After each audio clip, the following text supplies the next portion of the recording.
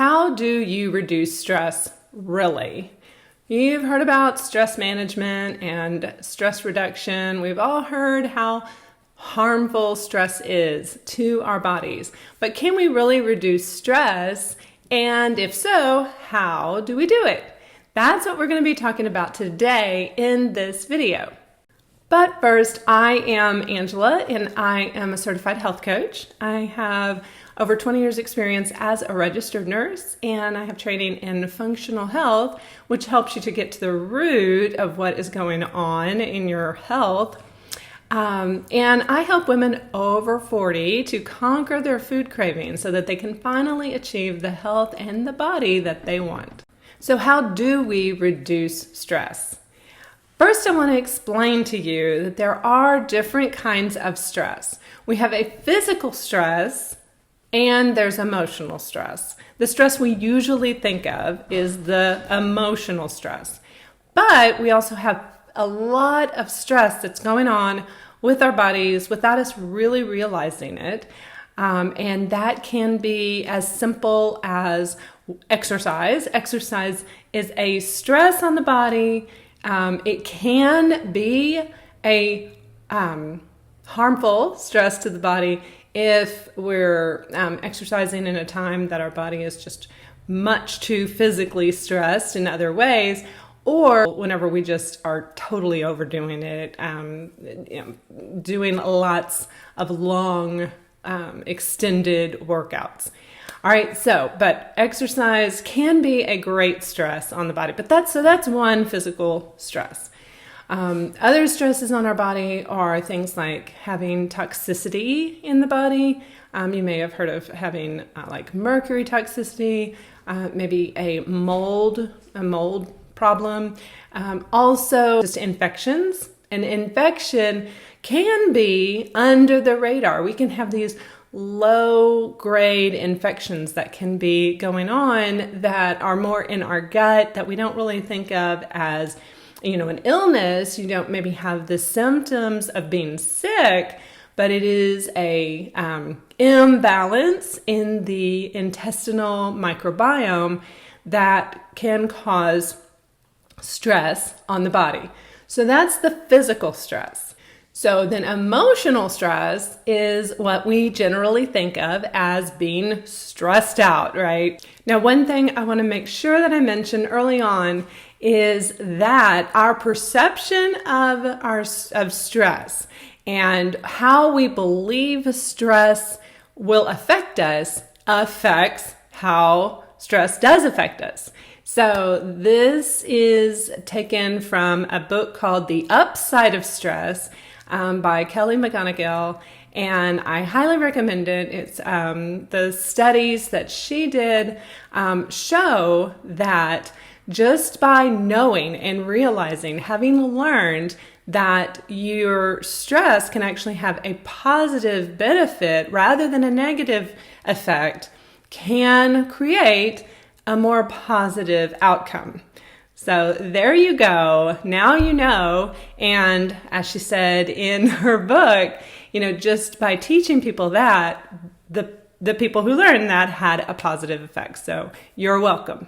Let's focus on the stress, those little stressful things that happen during the day that we do have power over. And that is the kind of stress that we can really make a huge impact on our health by making those choices every day. Now, what I'm talking about here is standing in a long line at the checkout, or being stuck in traffic, or even having a response of how somebody looks at you or something they say to you. Maybe someone is really unkind to you, and you get to decide in all those circumstances how you want to perceive them and how you'll feel and how you'll respond. That's it, perception and response.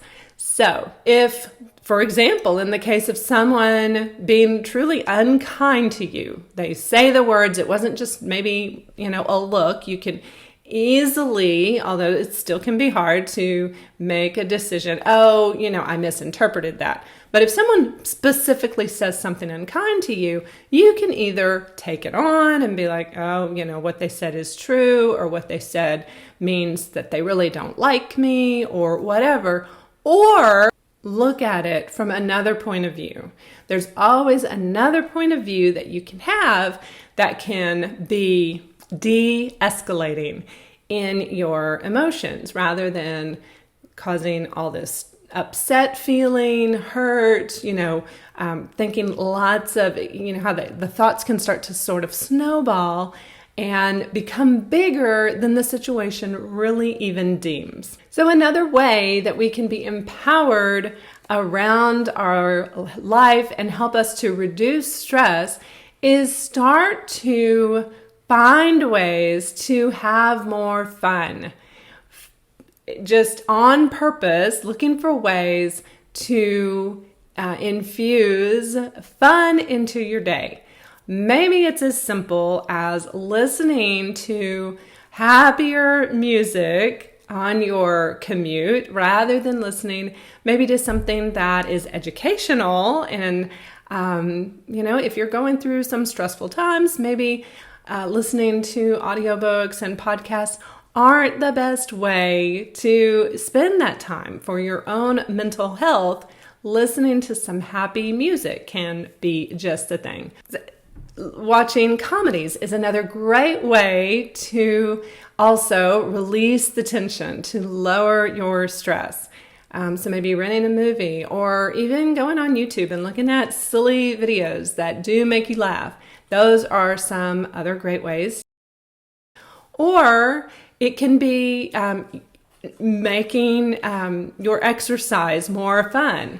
If you do exercise regularly, but you just get in there and you just drive yourself to, in your spin class or maybe in weightlifting, maybe it's time to kind of lighten things up. As I said before, exercise can be stressful. So making your exercise more fun can also lighten up the exercise, which is another one of the ways to reduce your overall stress, is to do some fun movement.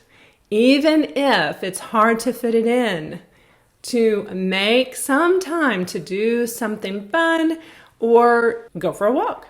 Sometimes gratitude journaling can seem like you're just rewriting the same thing every day. I'm so thankful for my health. I'm thankful for my family, right? I'm thankful for the weather we had today.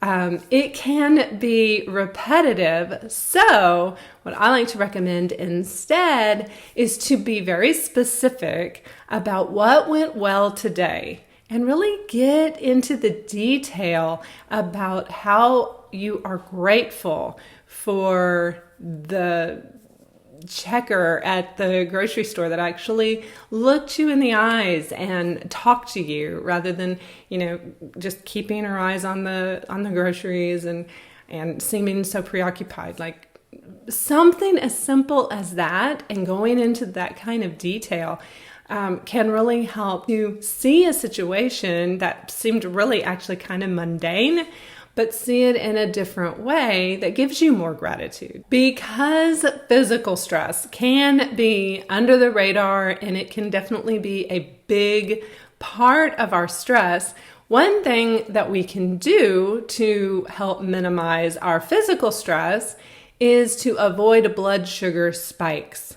So if you eat a lot of processed carbs, really minimizing the amount of processed foods, including juices, including sodas, anywhere where you would get that spike in your blood sugar. So eating sweet and breads and crackers and things like that.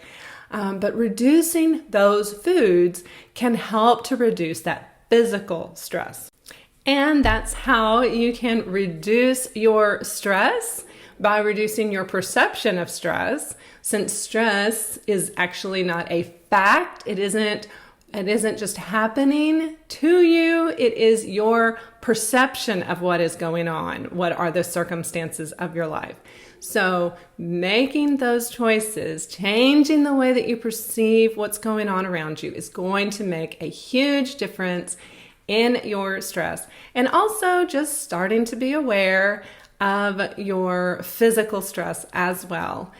In those times, especially whenever you know that life is getting a little crazy. All right, so I will see you again real soon. Bye for now.